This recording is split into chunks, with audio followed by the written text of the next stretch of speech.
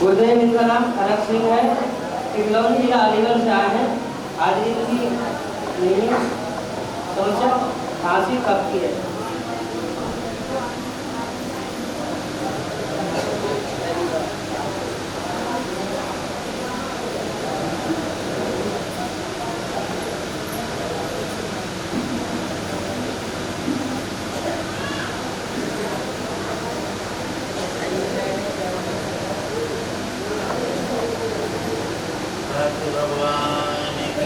जय हो जय हो धर्म की जय हो आदि के आनंद की जय हो। मेरे प्रिय परिवारजनों, आप सब अपनी समस्याएं लेकर के आते हैं समस्या हल करने के लिए, और हम अपने सभी देवताओं के साथ तुम्हारी समस्या का निराकरण करने के लिए आते हैं। फिर भी कुछ भक्तों की समस्याएं वहाँ के वहीं रुकी हुई हैं, समस्याओं का निराकरण नहीं हो पा रहा है, या तो वो हमारे वाक्य को नहीं समझ पा रहे हैं, हमारे बताए हुए रास्ता पर नहीं पहुँच पा रहे हैं। तो इसलिए बात यह है कि आप समस्या हल करने के लिए आए हैं। समस्या हल करें, कैसे होगी? जब आप हमारी बात पर ध्यान देंगे, बताए हुए रास्ते पर चलेंगे, ओम विष्णु हरि घटघट काशी जी का गुणगान करेंगे, समस्याएं तुम्हारी निश्चित हल होंगी। और यहाँ के अलावा समस्या तुम्हारी हल होंगी कहाँ? क्योंकि भगवान विष्णु के अलावा संसार में कोई हेल्प करने वाला है ही नहीं। क्योंकि शंकर से लेकर हनुमान, दुर्गा और जितने भी देवता हैं जिनकी तुम सराहना करते हो, जिनकी पूजा पाठ करते हो और जिनसे तुम अपनी फरियाद करते हो, वो सबकी चाबी भगवान विष्णु के हाथ में रहती है। और हमने गुरुदेव ने भगवान विष्णु से तुम्हें जोड़ा है। भगवान विष्णु लक्ष्मी गुरुदेव की पूजा याचना और इनका गुणगान करो। कोई भी समस्या है, आस्था श्रद्धा भक्ति के साथ समर्पित भाव से सेवा पूजा याचना दान और सत्संग करो, तुम्हारी समस्या का निराकरण होगा। विष्णु कृपा बरसेगी कल्याण। ओम विष्णु हरि घटघट नारायण की जय हो। और यदि तुमने कोई बात सुनी और सुनकर यहीं छोड़ दी, सुन करके यहीं छोड़ दी, कैसे तो होता ही रहता है, कैसे ये भी होता रहता है और समस्या भी आती रहती है। आप जीव छोड़कर छोड़ दोगे तो फिर गुरुदेव भी सुनकर छोड़ देंगे, तो बात का कोई समाधान नहीं हुआ, बात का समाधान नहीं हुआ। अगर माँ की बात बेटा ने नहीं मानी या फिर बेटा की बात माँ ने नहीं मानी तो झगड़ा बना रहा, समाधान नहीं है। समाधान कब होगा कि माँ की बात बेटा ने मान ली और बेटा की बात माता ने मानी, दोनों की बात का समझौता हो गया, तो फिर तुम्हारा समाधान कैसे होगा? बात एक दूसरे की समझने से। आधे से ज्यादा समस्या है तुम्हारे परिवारों की। परिवारों की समस्या कैसे बनी है? किसने बनाई है? स्वयं ने। परिवार की समस्या स्वयं ने बनाई है। छोटी छोटी बातें पहाड़ बन जाती हैं, छोटी छोटी। जैसे कोई बच्चा घर में आलू नहीं खाता है, आलू नहीं खाता है, और आलू बनते ही आलू का नाम लेते ही उसका पारा चढ़ जाता है। आपको समझ है? आप माता पिता हैं, हमारा बच्चा ये चीज नहीं खाता है, इस चीज से चिढ़ जाता है नाम लेते ही, तो वो चीज उसके सामने मत लाओ, उसकी व्यवस्था करो। आप माता पिता हैं, आप उनकी व्यवस्था कीजिए। जैसे ही वो आलू से चिढ़ जाता है, आलू उसके सामने मत जाने दीजिए, और जो पसंद करता है वो चीज उसे दे दीजिए।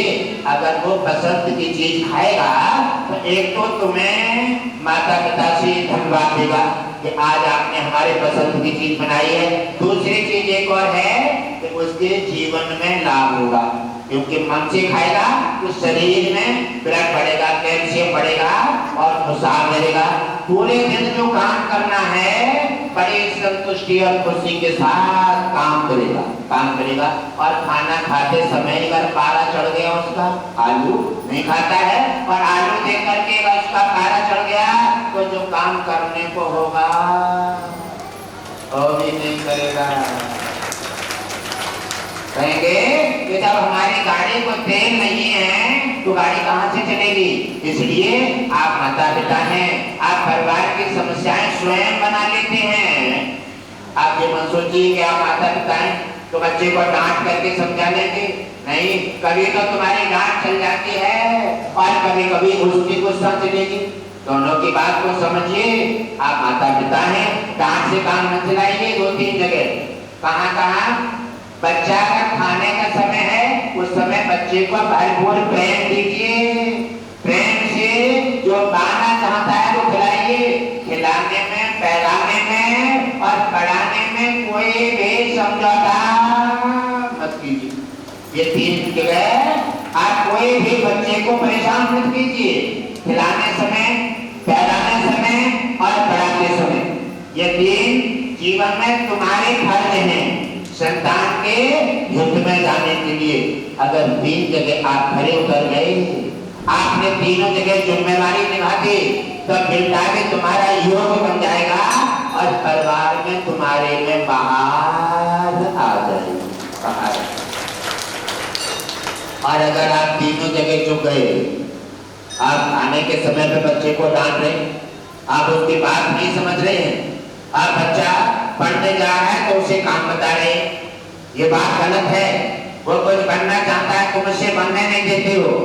और अगर कुछ कपड़ा वो मन से पहनना चाहता है तो आप उसे मन डांटिए।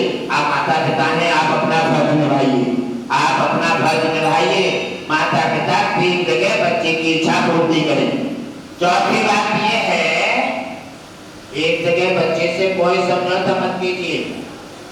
बच्चा अगर बाजार भेजा अपने 10 रुपए दे करके और आपकी अगर 9 रुपए की सौदाई है या 11 की आई है, 10 रुपए देकर भेजा, सौदा 11 की आई है, 1 रुपया कहाँ से पहुंचाया। आप हिसाब लीजिए उसे तुरंत। भले ही पैसा उसके पास छोड़ दीजिए, लेकिन हिसाब लेना बहुत जरूरी है। अगर आपने हिसाब नहीं लिया 1 रुपए का, तो दूसरी बार में बच्चा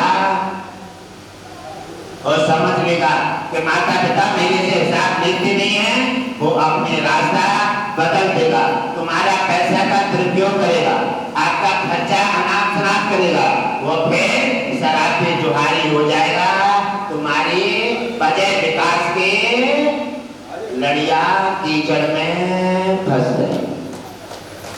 ये चीजें हमारे आपके माता पिता के देखने के लिए है। परिवारों में कई चीजें ऐसी हैं जिन परिवारों में जिस चीज से अगर विघ्न आता है वो चीज का समझौता कर लेना चाहिए, क्योंकि समाधान होता है हमारे समझौते से। लड़ाई झगड़ा हम दोनों में हुई है तो हम दोनों में ही समाधान हो जाए, अच्छी बात है। अगर बात लड़ाई किस बात में हुई है उस बात का समाधान कर लीजिए, उस बात का समाधान कर लो। बात तुम्हारी कोर्ट कचहरी, बात तुम्हारे पड़ोसी तक और बात तुम्हारी के समाज में न पहुंचे, अच्छी बात है। बच्चों के लिए आप माता पिता बने हैं, आप अपनी जिम्मेदारी निभाइए, फर्ज निभाइए। आप दुनिया में आए हैं, भगवान विष्णु ने ये कितना कीमती जीवन और शरीर दिया है, इसका महत्वपूर्ण लाभ उठाइए। परिवार को विकासित कीजिए, परिवार को चमकाइए, स्वयं चमकिए, अपनी वारी जिम्मेदारी निभा करके फर्ज निभाइए और अपना परिवार समाज का कल्याण कीजिए।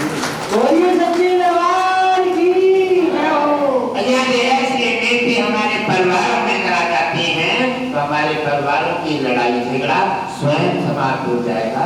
हमारे बच्चे जो हैं गुस्सा करके अपना मार्ग बदल देते हैं, अपने मार्ग पर आ जाएंगे और माता पिता से अलावा और किससे अपनी फरियाद रखेंगे।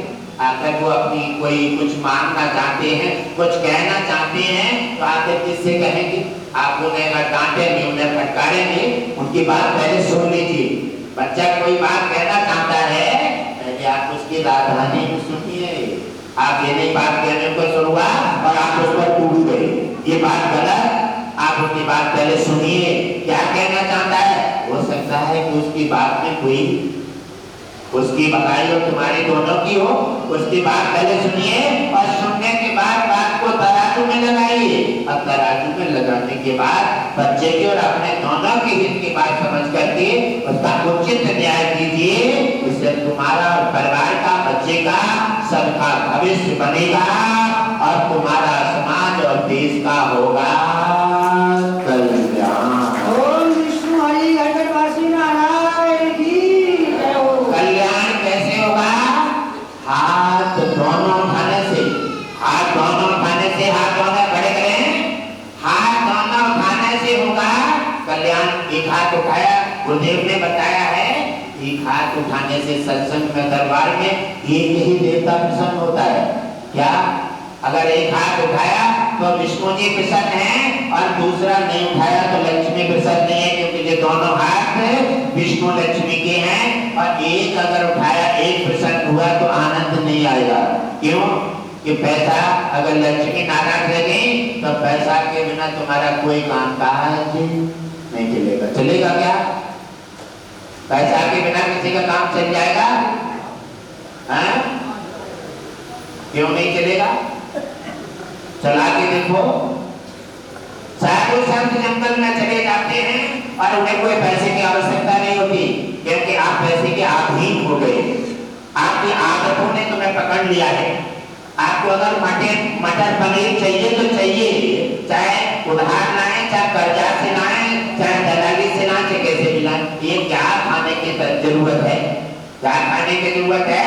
अगर हमारे पास चटनी रोटी है, उसी को संतुष्टि से खा करके खाएं और अपने को खिलाएं, हंसे।